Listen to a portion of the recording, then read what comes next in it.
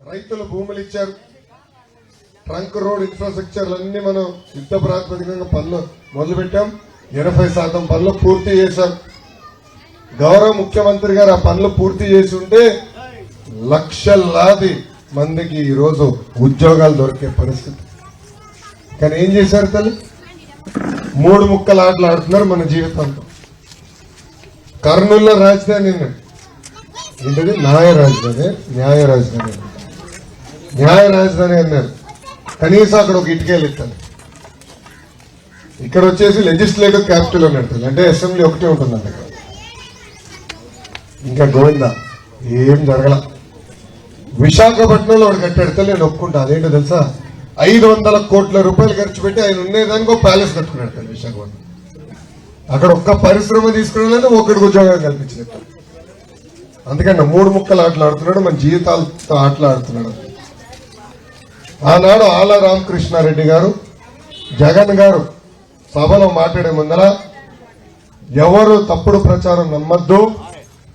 గౌరవ ప్రతిపక్ష నేత ఆనాడు జగన్మోహన్ రెడ్డి గారిని నేను ఒప్పిస్తాను, రాజధాని ఇక్కడనే ఉంటుందని చెప్పాడు. కానీ 3 రాజధానులకు ఓటు వేసిన వ్యక్తి ఆళ్ల రామకృష్ణారెడ్డి గారు. ఇప్పుడు ఏకంగా ఒక చెల్లమ్మని తీసుకొచ్చారు ఎన్నికల బరిలో. ఈ సభగా చెల్లమ్మని ఒక ప్రశ్న అడుగుతాను. అమరావతి గురించి మీరు జగన్మోహన్ రెడ్డి గారిని అడిగారా? అదేవిధంగా మంగళగిరికి రావాల్సిన నిధుల గురించి మీరు జగన్మోహన్ రెడ్డి గారిని అడిగారా? లేదా ఆనాడు పేదవాళ్ళకి ఇల్లు కట్టిస్తున్నారే, అదే విధంగా దశాబ్దాలుగా కాలువ పోరంబొక్కు ఎండోమెంట్ భూముల్లో నివసిస్తున్న పేదవాళ్ళ భూములని రెగ్యులరైజ్ చేస్తున్నారే, ఆ విషయం మీరు జగన్మోహన్ రెడ్డి గారిని అడిగారా అని సూటిగా చెల్లమ్మకి నేను ఈ 3 ప్రశ్నలు వేస్తాను. సమాధానం చెప్పాలి కదా. ఈరోజు వాళ్ళ పార్టీ అధికారంలో ఉంది, వాళ్ళ పార్టీకి చెందిన వ్యక్తి ముఖ్యమంత్రిగా ఉన్నారు. అమ్మా మిమ్మల్ని అందరూ ఒకటి కోరుతున్నారు, గుండె మీద చేయి పెట్టుకుని మీరు ఆలోచించుకోండి. గత 4 సంవత్సరాలు 11 నెలలుగా ఎవరు మీకు సేవ చేశారు? ఎవరు మీకు అందుబాటులో ఉన్నారు? ఏకంగా ప్రభుత్వానికి ధీటుగా 104కి ధీటుగా ఆరోగ్య రథం పంపించాం. ఊర్లో ఎవరికైనా ఇబ్బంది ఉందంటే వాళ్ళందరికి ఉచితంగా మందులు అందజేశారు. తాగునీటి సమస్య ఉందంటే వాటర్ ట్యాంకర్ పెట్టి నీళ్లు కూడా పంపించాను. ప్రతిపక్షంలోనే నేను ఇంత పనిచేశానంటే ఇంకా 2 నెలల్లో మన ప్రభుత్వం రాబోతుంది. ఇంకా మంగళగిరి ఎలా ఉంటుందో ఒక్కసారి ఆలోచించుకొని మిమ్మల్ని అందరూ కోరుతాను. తల్లి ఓటు మీద నేను భయపడలేదు. నాలో పట్టుదల పెంచింది తల్లి, నాలో కసి తీసుకొచ్చింది తల్లి, నాలో ఆకలి తీసుకొచ్చింది తల్లి.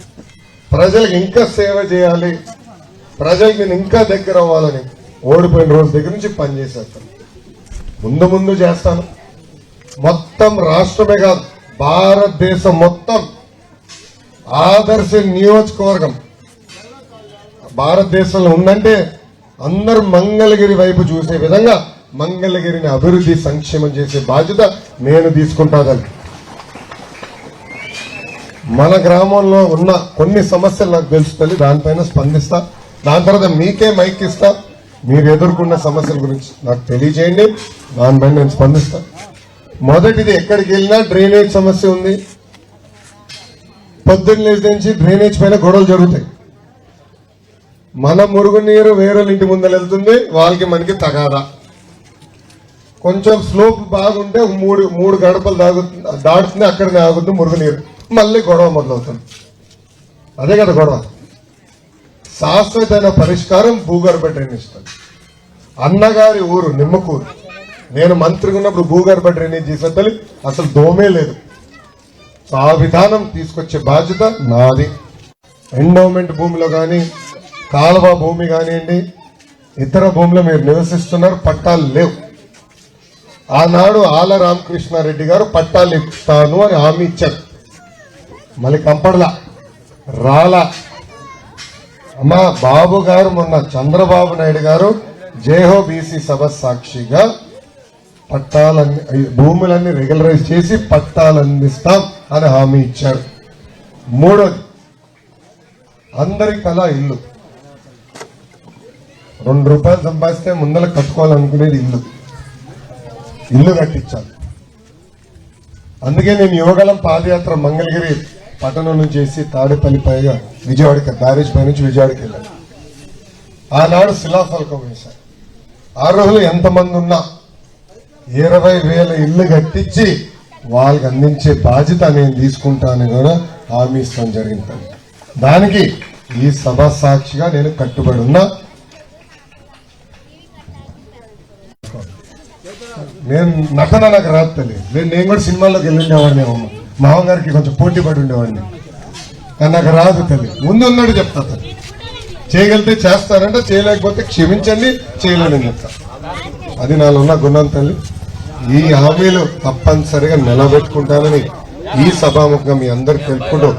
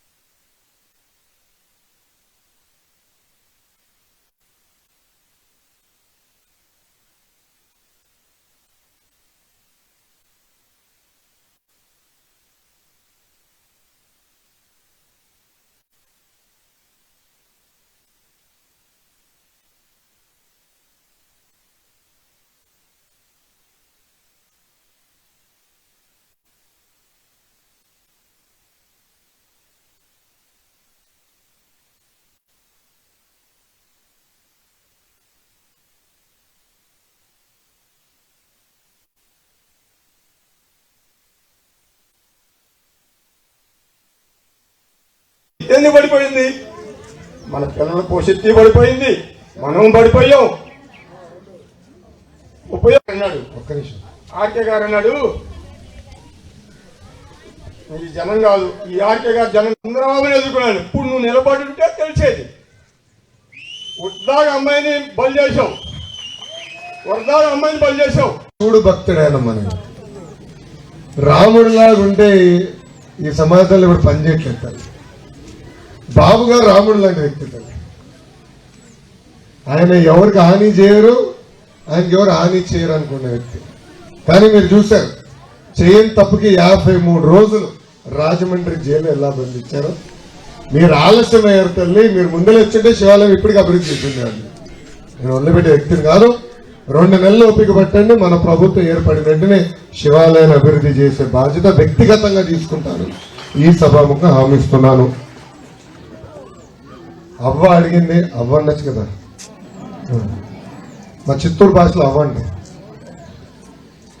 కళ్యాణ మండపం కోరారు, తరతరాలుగా ఉన్న కళ అన్నారు. తప్పనిసరిగా అది టేకప్ చేస్తాము. శ్మశానాలకి ప్రహరీ కూడా కట్టాలని పెద్దలు కోరారు. హిందూ శ్మశానాన్ని అభివృద్ధి చేస్తే బాగుంటుంది అన్నారు. ఆనాడు నేను పంచాయతీరాజ్ గ్రామీణాభివృద్ధి శాఖ మంత్రి ఉన్నప్పుడు మహాప్రస్థానం అన్న పేరుతో శ్మశానాలను కూడా అభివృద్ధి చేయాలని ముందరికెళ్ళాం. మాజీ స్పీకర్ గారు కోడెల శివప్రసాద్ గారు సత్తెనపల్లి, నర్సరావుపేట అద్భుతంగా శ్మశానాలు కూడా అన్నాడు అభివృద్ధి చేశారు. ప్రహరీ గోడలు కట్టారు. తప్పనిసరిగా ఆ కార్యక్రమం కూడా మనం చేయబడతామని ఈ సభాముఖంగా హామీ ఇస్తున్నా. ఇంకా డ్రైనేజ్ గురించి ఇల్లు పట్టాలు రెగ్యులరైజ్ చేసి పట్టాలు ఇవ్వాలని పెద్దలు కోరారు. అది ఇప్పటికీ నేను చాలా స్పష్టంగా చెప్పాను. అన్న ల్యాండ్ పూలింగ్కి వచ్చే గల మీరు కోరారు. ఇప్పుడు అన్ని గ్రామాల్లో ముందరకు వస్తున్నారు. గతంలో ఎమ్మెల్యే గారు చెప్పిన మోసపు మాటల వల్ల చాలా మంది మోసపోయి భూమి ఇవ్వలేదు.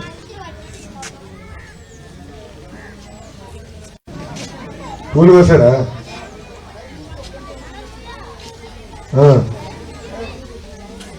లేదు, వస్తే తరుముకుంటారు కదా మీరు. రాజధాని ఏమైందో అడుగుతాడు, అందుకే భయపడి వేడు రావట్లేదు కదా అన్న. ల్యాండ్ పూలింగ్ విషయంలో నాది ఒక విన్నపం. ఎన్నికలు అయిన వెంటనే మన ప్రభుత్వం అంటే తెలుగుదేశం, జనసేన, భారతీయ జనతా పార్టీ ప్రభుత్వం ఏర్పడిన వెంటనే గ్రామం వరకు మనం కూర్చుందాం, రైతులతో మాట్లాడుకుని ఆమోద్యమైన పరిష్కారం చూపించే బాధ్యత నేను తీసుకుంటాను. ఎందుకంటే కొంతమందికి ల్యాండ్ పూలింగ్ పైన వేరే వేరే అభిప్రాయాలు ఉన్నాయి. అందరం కూర్చుని మాట్లాడి తప్పనిసరిగా మన పిల్లల భవిత కోసం 5 కోట్ల ఆంధ్రుల కోసం మనమైతే భూములు ఇవ్వాలని మిమ్మల్ని అందరినీ కోరుతున్నాం. దాంట్లో ఎలాంటి సందేహం. ఇప్పుడు భూమి అంటే అటాచ్మెంట్ ఉంటుంది, అంటే తరతరాలకు వచ్చే భూములు అయి ఉండొచ్చు, లేదంటే చెమటోర్చి రూపాయి జమ చేసి భూములు కొన్నోళ్ళు కూడా ఉంటారు. కానీ 5 కోట్ల ఆంధ్రుల కోసం మనం చేస్తున్న త్యాగం ఇది, మన పిల్లల భవిత కోసం చేస్తున్న త్యాగం ఇది. సో తప్పనిసరిగా మన ప్రభుత్వం ఏర్పడిందంటే ల్యాండ్ పూలింగ్ పైన మనందరం కూర్చుందాం. దయచేసి అన్నట్టు ఈసారి మటుకు మాయ మాటలు నమ్మద్దండి, మళ్ళీ మనం మోసపోకూడదని ఈ సభాముఖంగా మిమ్మల్ని అందరినీ కోరుతున్నాం.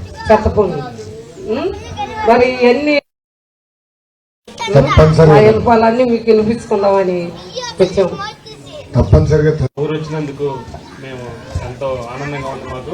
అయితే మాకు ఒకటే కోరిక ఉంది సార్. మేము చిన్నప్పటి నుంచి కూడా ఇదే ఊర్లో బతికాము, ఇదే ఊర్లో ఉంటున్నాము. అయినా కూడా నేను దాదాపు తాపీ మేస్తున్నాను సార్, సిమెంట్ పని చేసుకున్నాను. నాకు వచ్చేది రోజుకి 500. ఈ 500లో నేను కరెంటు బిల్లుకి చెత్త పన్ను మరీ దారుణం సార్. ఎంత దారుణం అంటే మా ఊరిని తీసుకెళ్లి మున్సిపాలిటీలో కలిపేసి, కార్పొరేషన్లో కలిపేసి మా సంపాదన మొత్తం దోచుకుంటున్నారు సార్. కొంచెం ఇది ఒక్కటే దృష్టిలో పెట్టుకొని మా కుటుంబాన్ని కొంచెం ఆదుకోమని రిక్వెస్ట్గా అడుగుతున్నాను సార్. Thank you sir. మనం పోరాడాలి తమ్ముడు. మీరు అన్నట్టు ఈ ప్రభుత్వ తమ్ముడు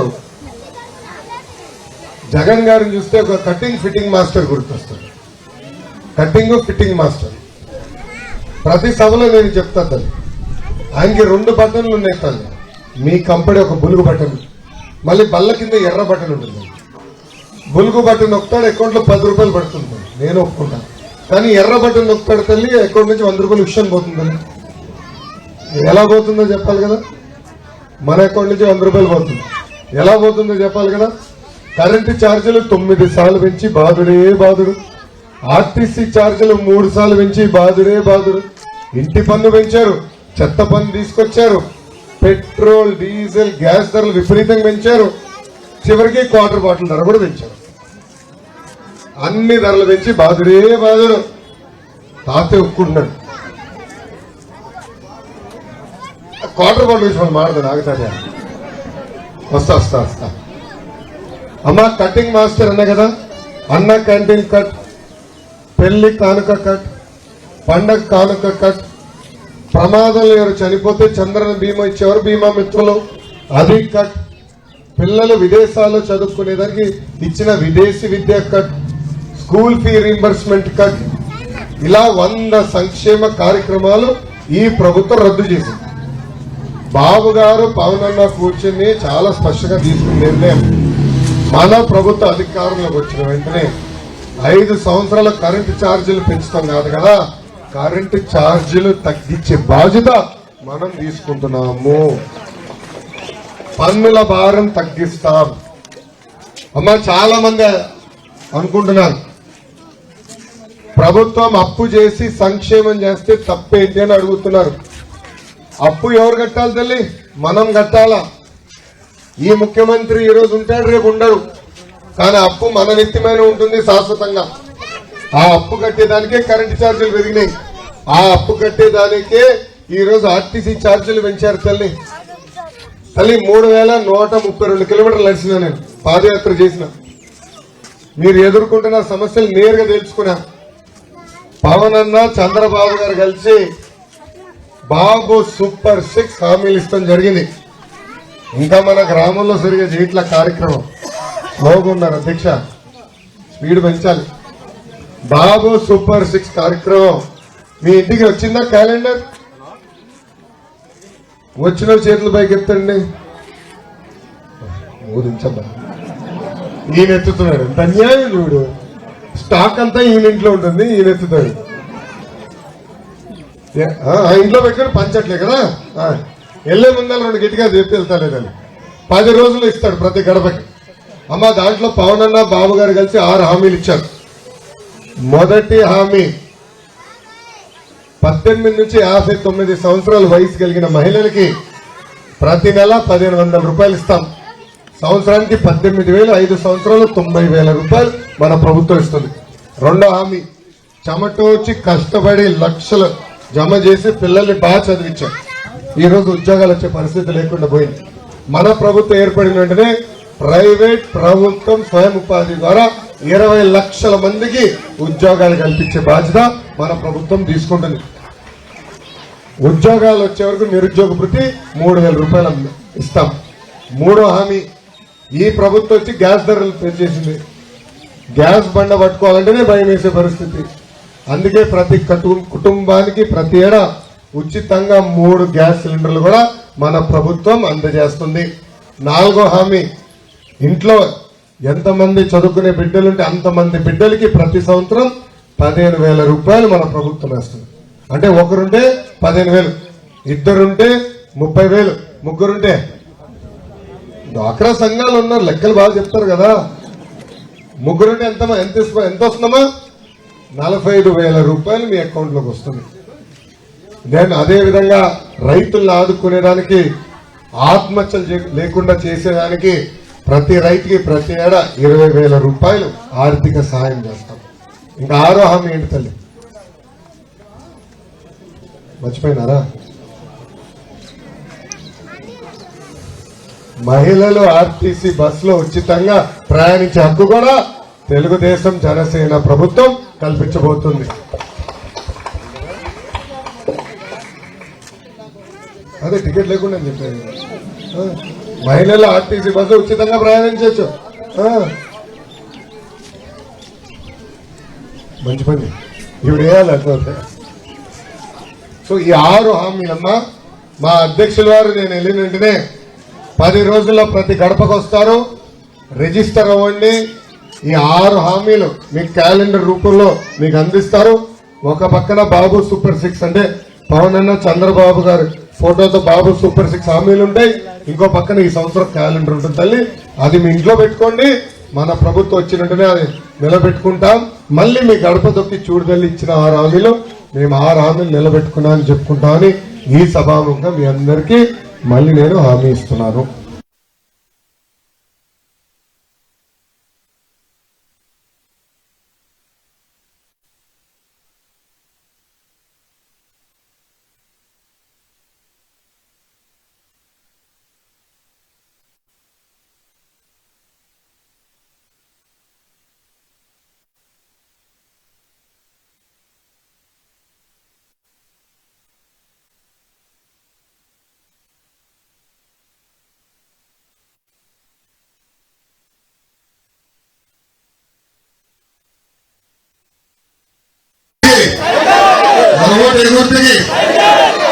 అలా వచ్చే ఎన్నికల్లో మనకు 2 ఓట్లు ఉంటాయి. మొదటి ఓటు ఎంపీ గారికి, రెండో ఓటు శాసనసభ్యుడిగా నాకు. నేను ఈరోజు తెలుగుదేశం, జనసేన, భారతీయ జనతా పార్టీ బలపరిచిన చంద్రశేఖర్ గారిని, ఒక యువకుడు, నాకన్నా కంటే 3-4 సంవత్సరాలు పెద్దవారు, మంచి పారిశ్రామికవేత్త, గుంటూరు పార్టీగా జయదేవ్ గారి తర్వాత వస్తడం జరుగుతుంది. మా ఇద్దరిని ఆశీర్వదించండి, దీవించండి. 5,350 ఓట్లతో నేను ఓడిపోయాను. దాని పక్కన 0 పెట్టి 53,500 ఓట్లతో గెలిపించి శాసనసభకు పంపించాలని ఈ సభాముఖంగా మిమ్మల్ని అందరూ నేను కోరుతున్నాను.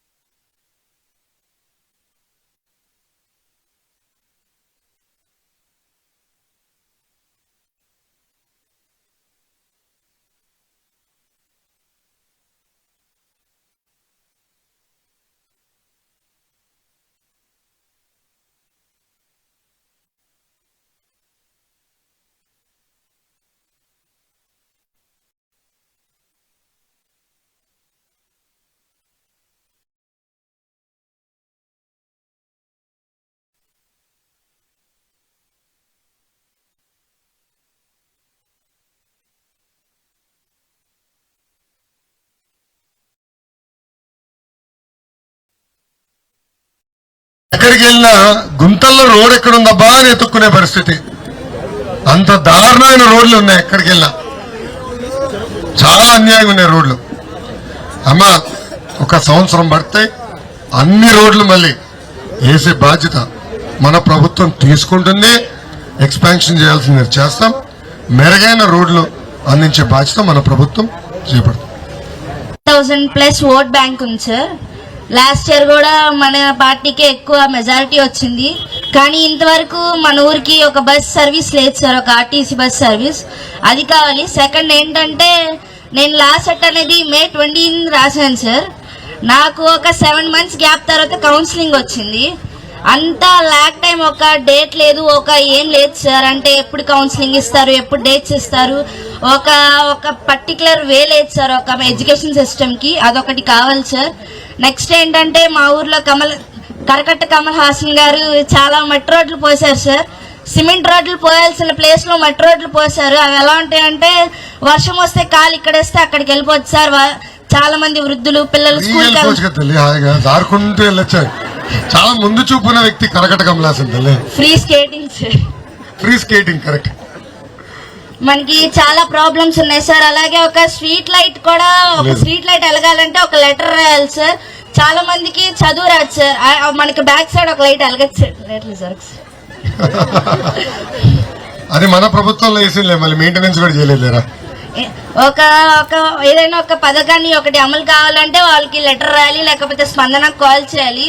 వాలంటీర్స్ ఉన్నారు కానీ వాళ్ళు వర్క్ చేస్తారో లేదో వాళ్ళకే తెలియాలి. ఒకసారి మీరు మా సమస్యలన్నీ పరిష్కరించాలని మేము మిమ్మల్ని కోరుతున్నాం సార్. అమ్మా రోడ్లు వేసే ముందల నేను చేయదలుచుకుని డ్రైనేజ్ చలమ్మా. రోడ్లు వేసే ముందల డ్రైనేజ్ పూర్తి చేయాలి. తాగునీరు అందించి తాగునీరు పైపులు కూడా వేసి once and for all CC రోడ్లు వేసే బాధ్యత నేను తీసుకుంటాను. ప్రతి వీధిలో ప్రతి గడప ముందల సీసీ రోడ్ వచ్చే విధంగా చేసే బాధ్యత నాది. Thank you.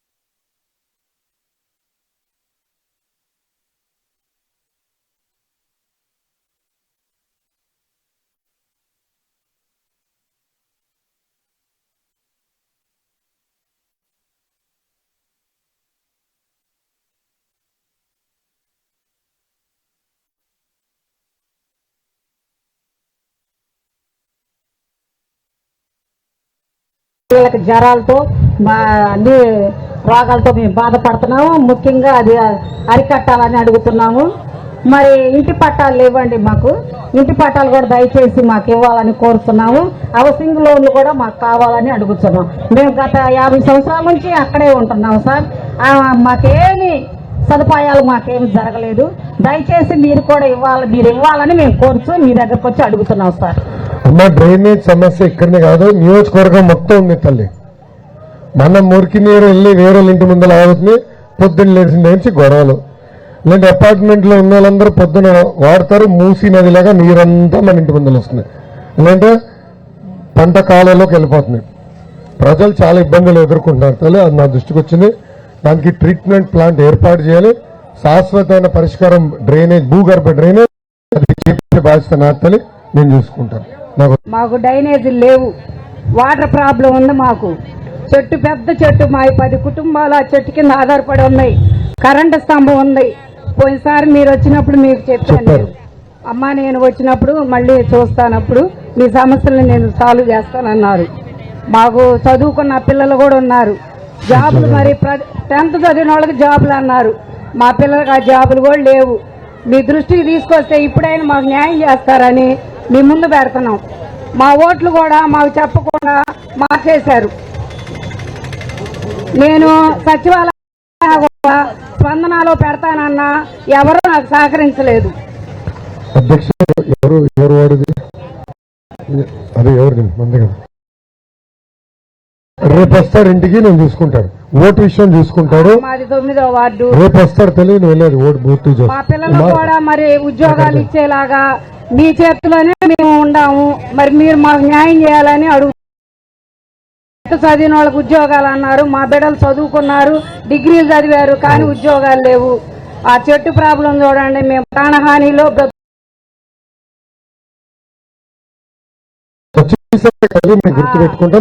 కరెంటు పోలు ఆ చెట్టు అండి మొత్తం ఇళ్ల మీదకి వాలిపోయి ఉంది. గాలి తోలితే భయపడి చచ్చిపోతున్నాం మేము. ఆ ఒక్క సాయం ఉపయోగపడుతుంది. మన ప్రభుత్వం వస్తే తప్పనిసరిగా నేను టేకప్ చేస్తాను. వెనకాల పసుపు వచ్చినందుకు మాకు చాలా సంతోషంగా, కొంచెం దగ్గర పెట్టుకున్నాం. డాలర్స్ నగర్ వచ్చినందుకు మాకు బాగా సంతోషంగా ఉంది. కాకపోతే అన్నయ్య, ఇప్పుడు చిన్నపిల్లలు 10th క్లాస్ చదివిన కాడి నుంచి గంజాయి తాగుతున్నారు అన్నయ్య. బాగా గంజాయికి బాగా అలవాటు అయిపోయారు.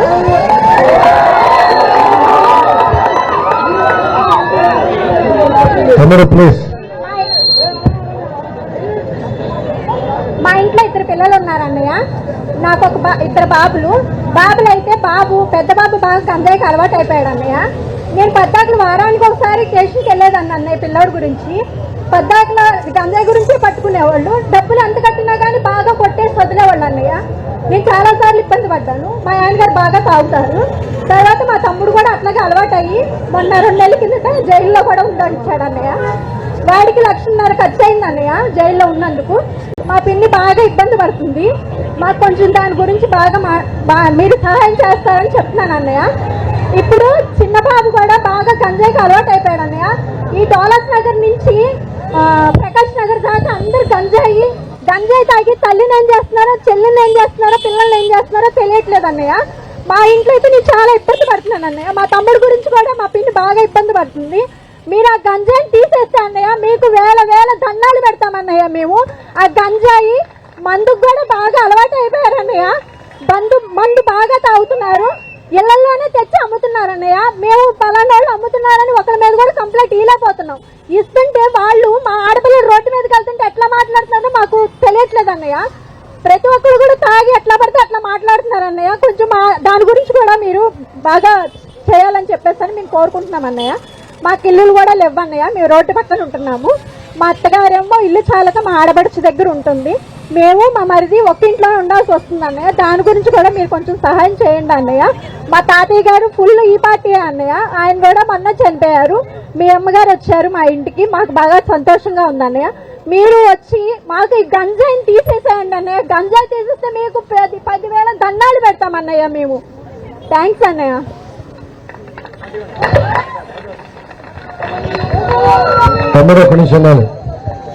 ఇది చాలా చాలా కీలకమైన అంశం. దయచేసి అందరూ ఓపికగా అనాలి. తల్లి గంజాయి మత్తులో ఒక తరం నాశనం అవుతుంది తల్లి. అమ్మ పాదయాత్రలో చిత్తూరు జిల్లా చంద్రగిరి నియోజకవర్గంలో నేను నడిచేటప్పుడు ఒక తల్లి వచ్చి నన్ను కలిసిందమ్మ, మొక్క అంతా కప్పుకుంది. మా పిఆర్ఓ చైతన్య ఉంటే అతని దగ్గరకు వచ్చి బాబుని ఒకసారి కలవాలండి లంచ్లో ఆగినప్పుడు. ఆమెను లోపల తీసుకుని కూర్చోబెట్టి ఏంటమ్మా మీకు ఇబ్బంది అని అడిగాను. ఆమెకి 3 కూతుర్లు ఉన్నారట. పెద్ద కూతురుని గంజాయికి అలవాటు చేసి శారీరకంగా వాడుకున్నారు వైకాపా నాయకులు. 45 రోజుల తర్వాత తల్లి తెలుసుకుంది. ఆమె వచ్చి నేను ఇప్పుడు ట్రీట్మెంట్ పంపించాలి సిఎంసి, అక్కడ సిఎంసి వెల్లూరు అమ్మా తమిళనాడులో ఉంటుంది, అక్కడ మీరు చెప్పండి ఒక మాట అని వచ్చి అడిగాను. అప్పుడు ఆమె ఒక మాట అనింది, అన్నా మీరు సహాయం చేయకపోతే పెద్ద కూతురు నేను చంపేస్తానని. అదేంటమ్మా అంత మాట అన్నావంటే మిగతా 2 అమ్మాయిలు పాడోరు కదా అన్న, అందుకే ఆమెను చంపేయాల్సి వస్తుందని చెప్పి. గంజాయి ఈరోజు ప్రతి గడపని తడుతుంటుంది. దానిపైన నేను కేంద్ర హోంమంత్రి గారికి ప్రధానమంత్రి గారికి అనేక లేఖలు రాశాను తల్లి. మీకు తెలియని విషయం ఒకటి తల్లి, గంజాయి మొత్తం ఆటలో ఇన్వాల్వ్ అయిన ఒక వ్యక్తి అతని పేరు అనంతబాబు. అతను వైకాపా పార్టీకి చెందిన ఎమ్మెల్సీ.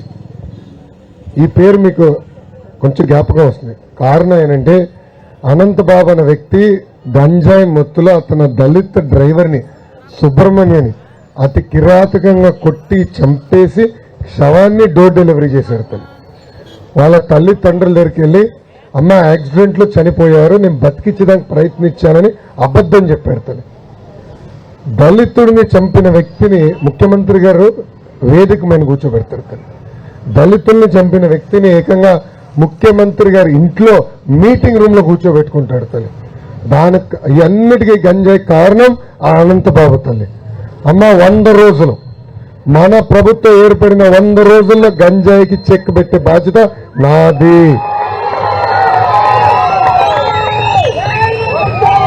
100 రోజుల్లో మేము చెక్క పెట్టబోతే నేను అసలు మొహం కూడా చూపించాను. ఏం తల్లి నేను భయపడుతున్నా తల్లి. ఈరోజు నాకు కూడా ఒక అబ్బాయి ఉన్నాడు.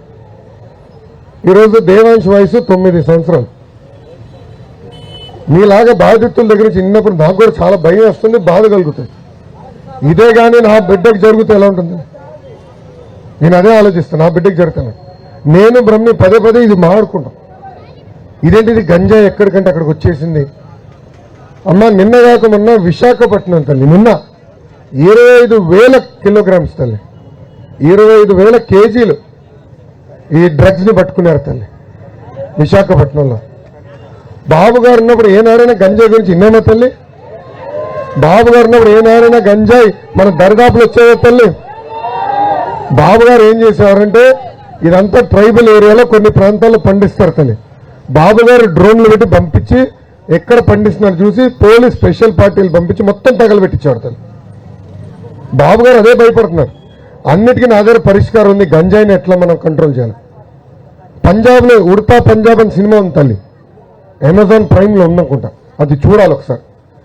అంటే ఈ డ్రగ్స్ వల్ల ఎలా ఒక తరం నాశనం అవుతుందని ఆ సినిమా మొత్తం పంజాబ్ గురించి తల్లి. ఈరోజు ఉడతా ఆంధ్రప్రదేశ్ ఒక సినిమా తీస్తుంది.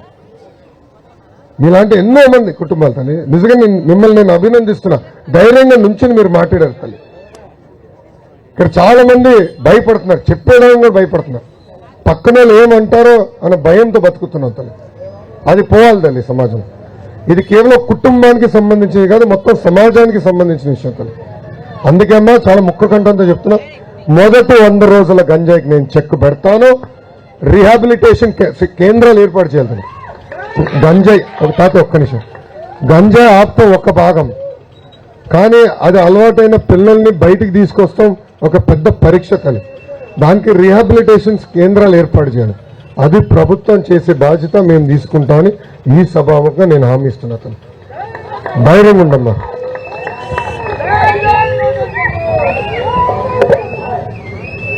లోకేష్ అన్నయ్య గారికి వందనాలు.